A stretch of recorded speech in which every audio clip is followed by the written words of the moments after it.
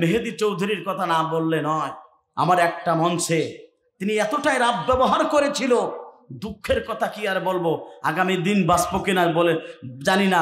সুতরাং এই কথাটাই বলতে চাই, কোরআনের মঞ্চে তাফসীর করতে গিয়ে আমার স্টেজে মাইক কেড়ে নিয়ে আমার সাথে এতটাই অশালীন আচরণ করেছিল।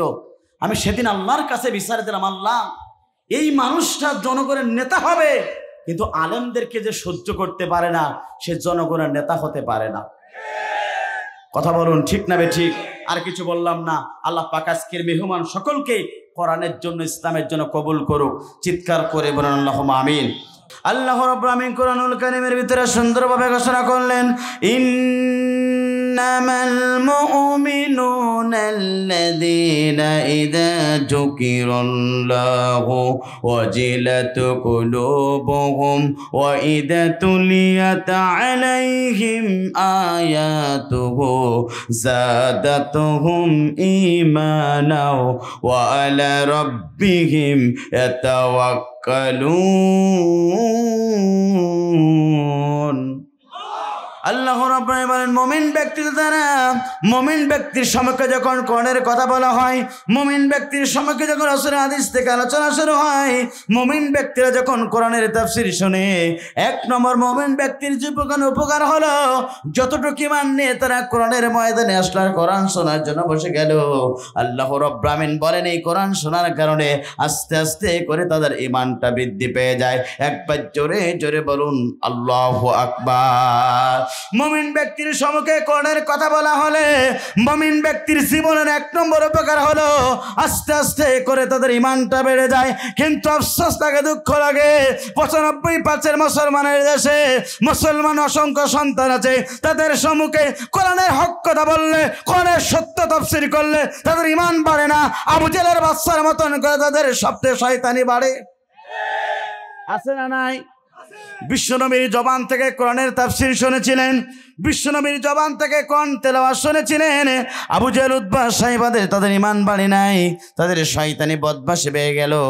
কিন্তু সেই বিলাল রাদিয়াল্লাহু তাআলা আনহু, হাবশীর গোলাম বিলাল রাদিয়াল্লাহু তাআলা আনহু ইসলামের পক্ষে আসলেন, কোরআন তেলাওয়াত শুনলেন, আস্তে আস্তে করে তাদের ঈমানটা বেড়ে গেল। মৃত্যুর পূর্বে সেই বিলালকে আল্লাহ রাব্বুল আমিন অর্থাৎ জান্নাতে হিসেবে ঘোষণা করেছিলেন। কথা বলুন ঠিক না বেঠিক?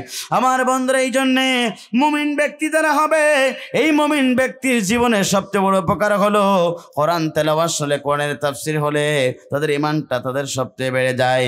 দ্বিতীয় নম্বর উপকার হলো ওই ব্যক্তিগুলা দুনিয়ার কোন জালিম স্বৈরাচারের কাছে মাথা নত করে না।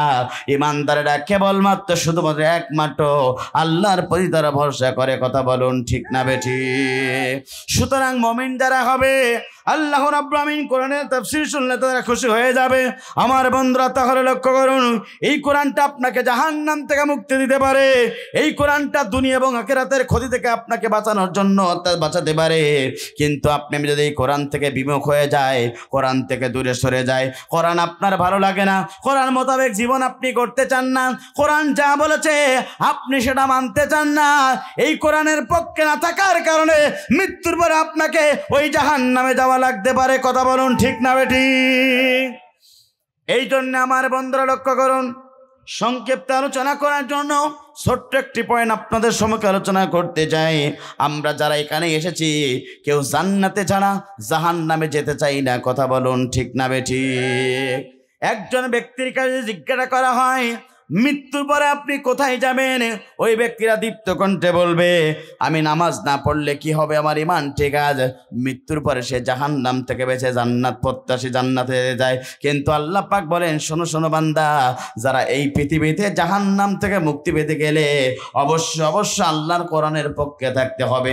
কথা বলুন ঠিক না বেঠিক? আপনি আমি যদি জাহান্নাম থেকে বাঁচতে চাই, তাহলে এই দুনিয়াতে কোরআনের পক্ষে থাকার দরকার আছে না নাই? কারা কারা কোরআনের পক্ষে থাকতে চান তো হাত তুলে আল্লাহকে দেখান। লিল্লাহে তাকবীর, লিল্লাহে তাকবীর। আর আজকে আপনাদের বিষয়ে আলোচনা করব আপনাদের সম্মুখে, কোন কোন ব্যক্তি দুনিয়াতে নামাজ, রোজা, হজ, যাকাত করার পরেও, তাফসীর শোনার পরেও, কোরআনের পক্ষে কথা বলার পরেও কোন কোন ব্যক্তি মৃত্যুর পরে জাহান্নামে যাবে জানার দরকার আছে না নাই? আপনি এসেছেন জাহান্নাম থেকে বাঁচার জন্য, কিন্তু আপনার জীবনে এমন কিছু কর্মসূচি আছে যার কারণে আপনি মৃত্যুর পরে জান্নাত পাবেন না, আল্লাহর জাহান্নামে যাওয়া লাগতে পারে। কথা বলুন ঠিক না বেঠিক?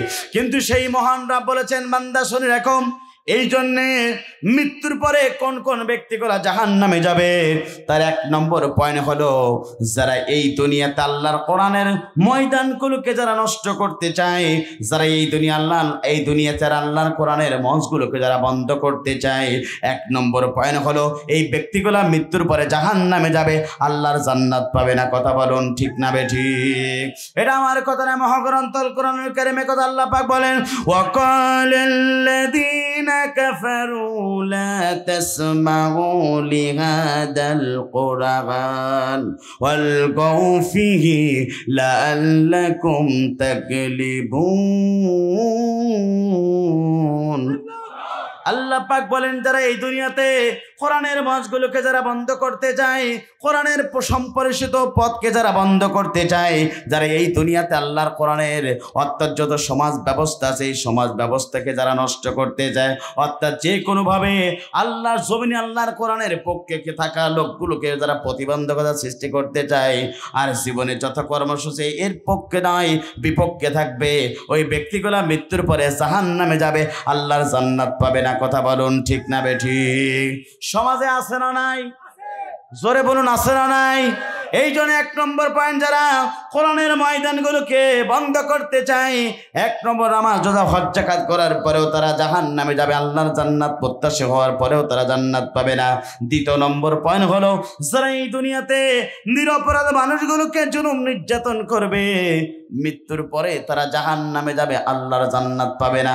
বর্তমানে জুলুম গোটা পৃথিবীতে আছে না নাই? জোরে বলুন আছে না নাই? যেখানে যাবেন সেখানেই জুলুম। গোটা পৃথিবীর দিকে লক্ষ্য করুন, যে ব্যক্তিগুলা কোরআনের পক্ষে থাকতে চায়, যে ব্যক্তিগুলা কোরআন নিয়ে জীবন যাপন করতে যায়, যে ব্যক্তিগুলা আল্লাহর জমিনে ইকামতের দিনের কাজ করতে যায়, আল্লাহর কোরআন রাজ কায়েম করতে যায়, ওই ব্যক্তিগুলা গোটা পৃথিবীতে সবচেয়ে জুলুমের শিকার। আর আল্লাহ পাক বলেন, যারা এই দুনিয়াতে নিরপরাধ মানুষগুলোকে জুলুম করবে, নির্যাতন করবে, স্টিম রোলার চালাবে, আল্লাহর কোরআন বলে মৃত্যুর পরে ওই ব্যক্তিগুলা জান্নাত পাবে না, মৃত্যুর পরে ওই ব্যক্তিগুলা জাহান্নামী হয়ে যাবে। কথা বলুন ঠিক না বেঠিক? এটা আমার কথা না, মহাগ্রন্থ আল কোরআনুল কারীমের কথা। আল্লাহ রাব্বুল আলামিন সুন্দরভাবে ঘোষণা করলেন, ইন্নামাস সাবিলু আলাল্লাযীনা ইয়াজলিমুনান নাস ওয়া ইয়াবগুনা ফিল আরদি বিগাইরিল হক উলাইকা লাহুম আযাবুন আলীম। আল্লাহ পাক বলেন, আল্লাহ পাক কিয়ামতের ময়দানে ওই ব্যক্তিগুলোর বিরুদ্ধে সেদিন আল্লাহর আদালতে মামলা করবেন, আল্লাহ তাদের বিরুদ্ধে সবচেয়ে শাস্তির আওতা নিয়ে আসবেন, যারা এই দুনিয়াতে নিরপরাধ মানুষগুলোকে জুলুম করেছে, নির্যাতন করেছে, স্টিম রোলার চালিয়েছে। এই কাজ যারা দুনিয়াতে করবে, মৃত্যুর পরে ওই ব্যক্তিগুলো আল্লাহর জান্নাত পাবে না, মৃত্যুর পরে তাদের জন্য অবশ্যই শাস্তির ব্যবস্থা আল্লাহ রাব্বুল আমিন করবেন। কথা বলুন ঠিক না বেঠিক? আমার বন্ধুরা, সুতরাং গোটা পৃথিবীতে জুলুম নির্যাতন আছে না নাই? বর্তমানে সবচেয়ে যারা হকের পক্ষে থাকে, বর্তমানে যারা সবচেয়ে ইসলামী আন্দোলন করে, বর্তমানে যারা আল্লাহর জমিনে আল্লাহর কোরআনের রাজ কায়েম করে, ওই ব্যক্তিগুলো সবচেয়ে বর্তমানে জুলুমের শিকার। কথা বলুন ঠিক না বেঠিক? এই জন্য যারা জুলুম নির্যাতন করবে, নামাজ পড়বে, রোজাও রাখবে, হজ করবে, তাইলেতে নামাজ পড়বে, বড় বড় কোটি কোটি টাকা দিয়ে মসজিদ তৈরি করবে, সবকিছু করার পরেও যদি এই জমিনে যদি নিরপরাধ মানুষগুলোকে জুলুম নির্যাতন করো, কোনো ইবাদতে আল্লাহর জান্নাত পাবেন না, মৃত্যুর পরে আপনার স্থান হয়ে যাবে জাহান্নাম। আর আপনি যদি ওই জালিমদের পক্ষে যদি থাকেন, আপনার স্থান হয়ে যাবে সম্ভবত জাহান্নাম। কথা বলুন ঠিক না বেঠিক? এই জন্য প্রিয় বন্ধুরা, আপনি যারা সমাজে যারা জুলুম করে, নির্যাতন করে, আপনি তাদের পক্ষে থাকতে পারবেন না, আপনার থাকতে হবে সমাজে যারা মুসলিম আছে তাদের পক্ষে। কথা বলুন ঠিক না বেঠিক? যারা জুলুম করে, নির্যাতন করে, আল্লাহ পাক বলেন মৃত্যুর পরে ওই ব্যক্তিগুলা জান্নাতে যেতে পারবে না। সুতরাং বাংলাদেশের হক্কানি ব্যক্তিগুলো সবচেয়ে জুলুমের শিকার। কথা বলুন ঠিক না বেঠিক?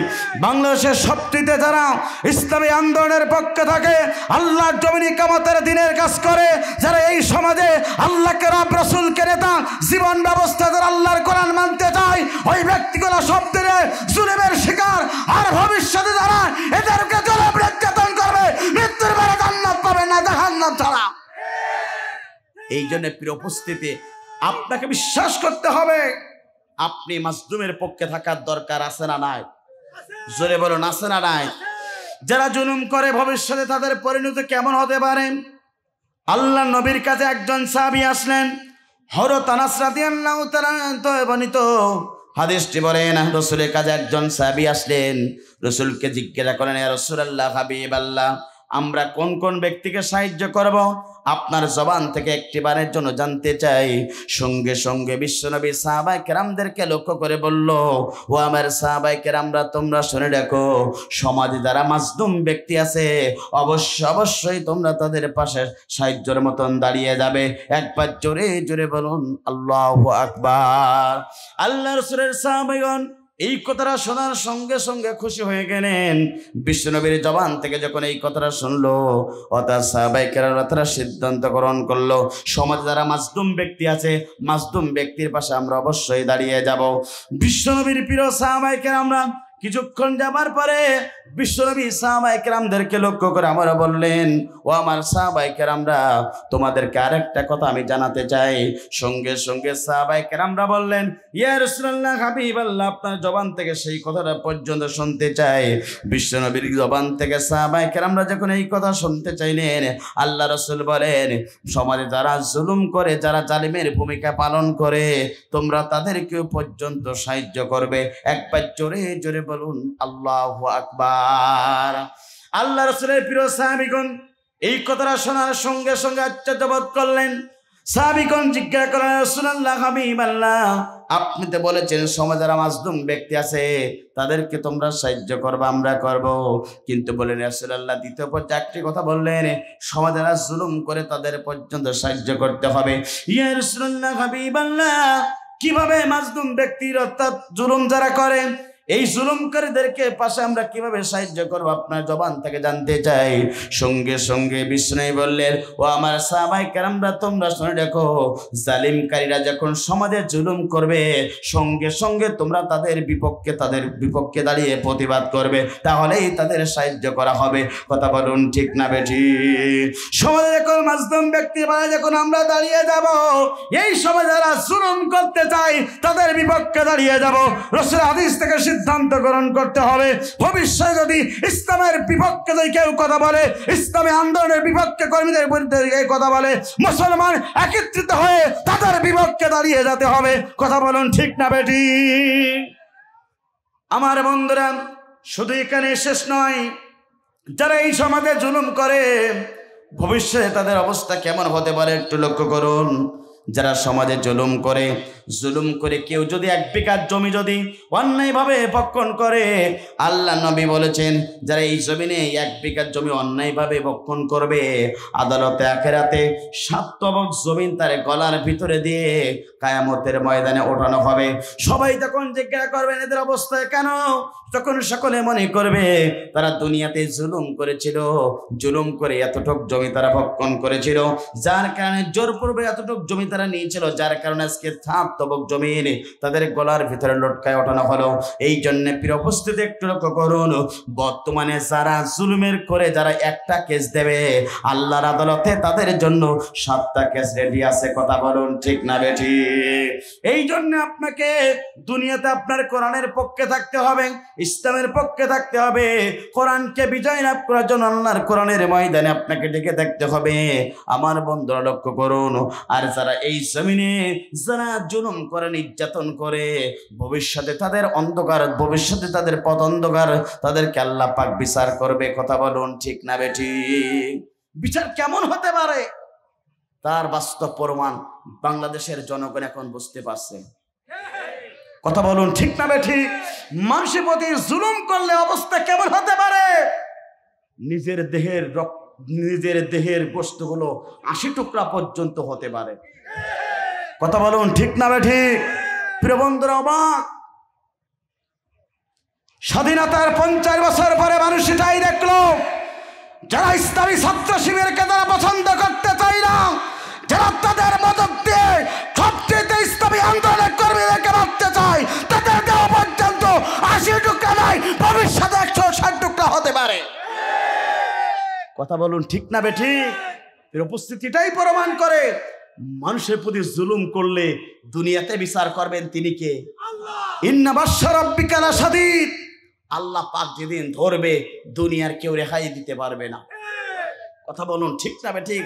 সবাই তো অবাক যে দেশের গন্ডি পারি হয়ে বাইরে কিভাবে গেল। আল্লাহ পাক ওখানেই সাইজ করবে বলে আল্লাহ পাক নিয়ে গেল। কথা বলুন ঠিক না বেঠিক?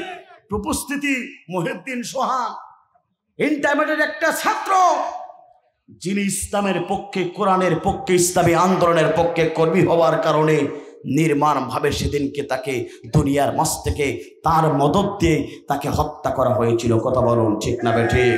সুতরাং তার পিতামাতারা হাউমাউ করে সেদিন বলেছিল, আমার সন্তানকে দুনিয়ার মাঝ থেকে নিয়েছে, আমার কোনো আফসোস নেই, আমার কোনো দুঃখ নেই, আমার কোনো কিছুই নেই, কিন্তু আমার সন্তানের চোখ দুটা যারা উঠে দিয়েছে আল্লাহ আসমান থেকে তুমি তাদের বিচার করো।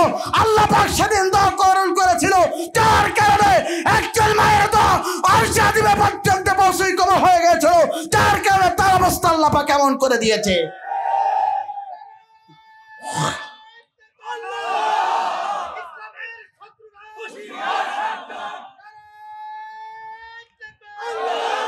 আমার বন্ধুরা, এই জন্য এই কর্মসূচি যারা বর্তমানে পালন করবে, ভবিষ্যতে অবস্থা তাদের ভালো হবে না, আরো চরম পর্যায়ে আল্লাহ পাক পৌঁছে দিতে পারে।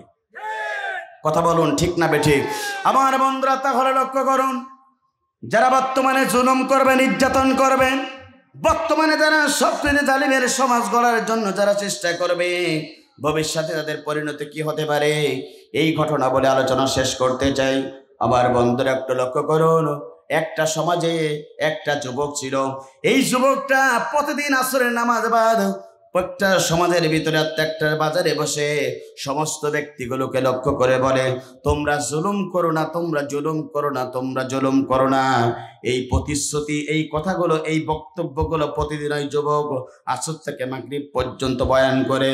একদিন যায়, দুদিন যায়, 3 দিন যায়, অসংখ্য দিন অতিবাহিত হয়ে গেল। হঠাৎ করে একজন যুবক, অর্থাৎ একজন বৃদ্ধ ওই যুবককে লক্ষ্য করে, যুবক তুমি কেন প্রতিদিন এই বাজারে এসে বামারটা অচল করে সকলগুলোকে লক্ষ্য করে বলো, তোমরা জুলুম করো না, তোমরা জুলুম করো না, তোমরা জুলুম করো না। কারণটা কি তোমার জবান থেকে একটিবারের জন্য জানতে যাই। সঙ্গে সঙ্গে ওই যুবকটা বৃদ্ধা লক্ষ্য করে বলে, ও বৃদ্ধা ব্যক্তি, তাহলে আপনি শুনুন, আমার জীবনে এমন একটা ঘটনা ঘটেছে যার কারণে আমি প্রতিদিন গিয়ে এই বাজারে সকল ব্যক্তিগুলোকে লক্ষ্য করে জুলুম করা থেকে নিষেধ করি।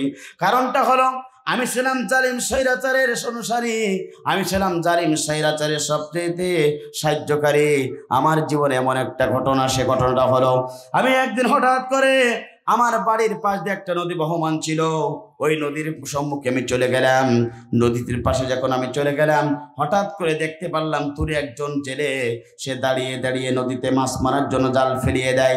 আমি সঙ্গে সঙ্গে যুবক চলে গেলাম ওই জেলের কাছে। যাওয়ার পরে দেখলাম জেলেটা নদীতে একটি জাল ফেলালো, কিন্তু জালটা টানার পরে কোনো কিছুই পেল না। আমি সম্মুখে দাঁড়িয়ে গেলাম, আরেকটা বার জাল ফেলালো হলো নদীতে, ওই জালটা টান দেওয়া হলো, কিছুই পাওয়া গেল না। কিছুক্ষণ পরে ওই জেলেটা আবার একটি জাল নদীতে ফেলিয়ে দিল। সঙ্গে সঙ্গে কিছুক্ষণ পরে দেখলাম জালের ভিতরে নড়াচড়া দিয়ে উঠলো। আমি যুবক লক্ষ্য করলাম ওই জেলেটা হাসি খুশি মন হয়ে গেল, মলিন মুখটা হাসি পেয়ে গেল। সঙ্গে সঙ্গে আমি জেলেকে জিজ্ঞাসা করলাম, জেলে, কিছুক্ষণ পূর্বে তোমার মনটা মলিন ছিল কেন? কিভাবে তোমার মনটা মলিনতা থেকে সুন্দর হাসি খুশি মন আসলো? জেলে আমাকে লক্ষ্য করে বলল, যুবক, এই জালের ভিতরে একটা মাছ পাওয়া গিয়েছে, অর্থাৎ মাছ ধরা হয়েছে, যার কারণে আমার হাসি মুখটা পেয়ে যাচ্ছ।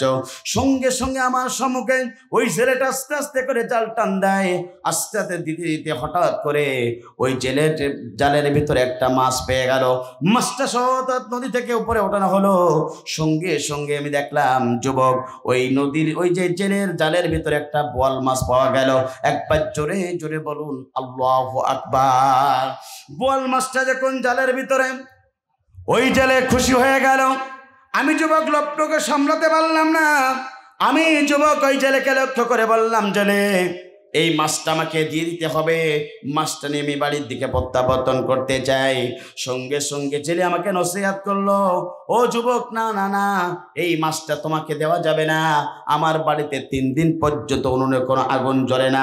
আমি জেলে কাজ হলো প্রতিদিন এই নদী থেকে আমি জাল ফেলাই, কিছু মাছ পাই, এই মাছগুলা বাজারে বিক্রি করে সেই টাকা দিয়ে আমার পরিবারের খাদ্য খাবার কিনি, আর আমার পরিবারটা সুন্দরভাবে চলে। কিন্তু গত 3 দিন আমার পরিবারে আমি কোনো মাছ পাই নাই, বিক্রি করতে পারি নাই, আমার পরিবারের জন্য খাদ্য খাবার জোগাড় করতে পারি নাই। ও যুবক, তুমি শুনে রেখো, আজকের এই মাছটা বিক্রি করে আমার পরিবারের জন্য খাদ্য খাবার কিনবো, যার কারণে এই মাছটা তোমাকে দেওয়া যাবে না। যুবক, তুমি তোমাকে লক্ষ্য করে একটা কথা বলি, আগামীকাল তুমি আমার পাশে আসবে। যদি আমি 1টি মাছ নাই 2টা মাছ পাই, তা পর্যন্ত আমি জেলে তোমার জন্য উপহার দেব।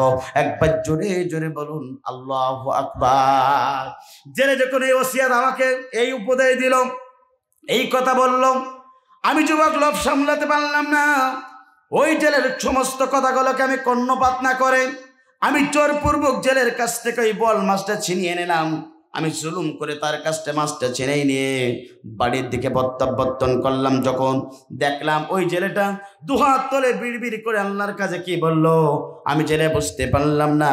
আমি মাছটা নিয়ে যখন বাড়ির দিকে প্রবেশ করব, হঠাৎ করে আমার স্ত্রীকে বললাম, স্ত্রী, তুমি তাড়াতাড়ি ঘর থেকে বেরিয়ে যাও, তোমার জন্য আমার পক্ষ থেকে একটা পুরস্কার দেব। আমার স্ত্রী খুশি হয়ে গেল, ঘর থেকে বেরিয়ে গেল।